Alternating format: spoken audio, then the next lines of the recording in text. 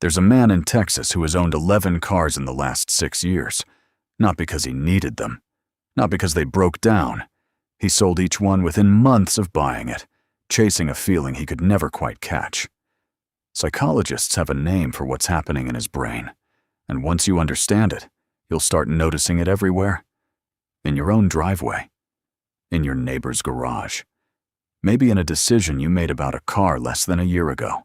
Because the truth is, the car was never really the problem. Something deeper is going on, and by the end of this video, you'll never look at an upgrade the same way again. Picture the exact moment he drove that first car off the lot. Hands tight on the wheel, engine humming underneath him like it was built just for this. For weeks, every red light felt like a small celebration. Then, without warning, the feeling started to fade. The same engine, the same seats, the same smell of new leather, but somehow none of it hit the way it used to. This is hedonic adaptation, the brain's habit of treating any new joy as the new normal.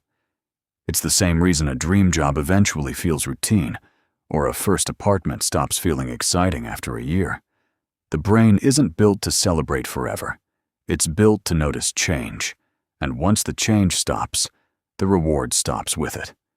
So he did the only thing that made sense to him. He bought another car. But here's the part that should terrify you.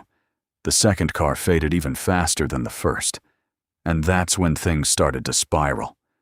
A few miles from that same man's house lives his neighbor, driving a car nearly identical to the one he just traded in. For months, he didn't think twice about his own car. Then his neighbor upgraded. Suddenly, his perfectly fine car felt embarrassing to park in the driveway. Nothing about his car changed. His perception did. This is social comparison theory, and it explains why satisfaction rarely comes from what you own. It comes from what you own compared to everyone around you. Cars make this comparison brutal because, unlike a salary or a bank account, they're on display for the entire street to judge. A driver can feel proud of his car for years, right up until the moment a newer model rolls past him at a red light. And once that seed is planted, it doesn't just disappear. It grows into something much harder to shake. Somewhere around car number 6, he stopped buying cars that were simply nice. He started buying cars that felt like him. A rugged truck when he wanted to feel capable. A sleek black sedan when he wanted to feel powerful.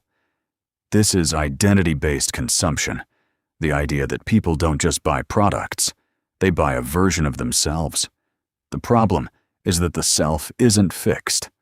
It shifts with every new job, every breakup, every birthday that makes you question who you're becoming. So the car that once felt like a perfect reflection eventually feels like a stranger's choice. He wasn't chasing better cars anymore. He was chasing a version of himself that kept slipping just out of reach. And that chase was about to collide with something even more powerful than identity. At a dinner with old friends, someone mentioned their new car, casually, almost as a throwaway comment. He felt something twist in his chest that he didn't expect. Not envy, exactly. Something closer to panic. This is status anxiety, the quiet fear of falling behind the people around you. It rarely shows up as jealousy. It shows up as urgency, a sudden need to prove you haven't been left behind. For drivers caught in this pattern, a car stops being transportation and becomes a shield against judgment. The upgrade doesn't happen because the old car failed. It happens because the fear got too loud to ignore. And fear, unlike excitement, doesn't fade with time. It waits patiently for the next trigger. Here's where it gets strange. Once he bought a car with a premium sound system, the factory seats suddenly looked cheap. Once he upgraded the seats, the dashboard looked outdated. Once the dashboard was replaced, the wheels didn't match anymore. This is the Diderot Effect, named after a philosopher who replaced one old robe and ended up redecorating his entire house to match it. One upgrade doesn't satisfy a person. It resets their standard for everything else around it. So the finish line doesn't just move, it multiplies. What started as one purchase became a chain reaction that never had a natural stopping point. And the strangest part is, he never consciously decided to keep going. The spiral decided for him. After his 11th car, sitting alone in a driveway that looked exactly like the one from years earlier, something shifted. He realized the excitement was never really about the car. It was a chemical spike, a comparison, a costume, a fear, and a habit, all dressed up as a vehicle. The car was just the stage. The performance was happening entirely inside his mind. And once he saw that clearly, the upgrade stopped feeling necessary. Not because he stopped liking cars, but because he finally understood what he was actually chasing.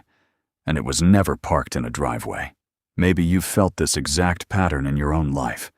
And maybe it was never really about the car at all. Maybe it was about who you were trying to become, or who you were afraid of falling behind.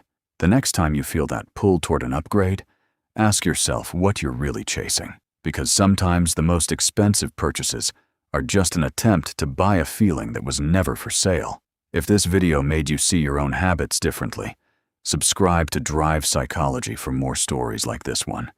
And tell us in the comments, have you ever upgraded something just to chase a feeling only to lose it again within weeks?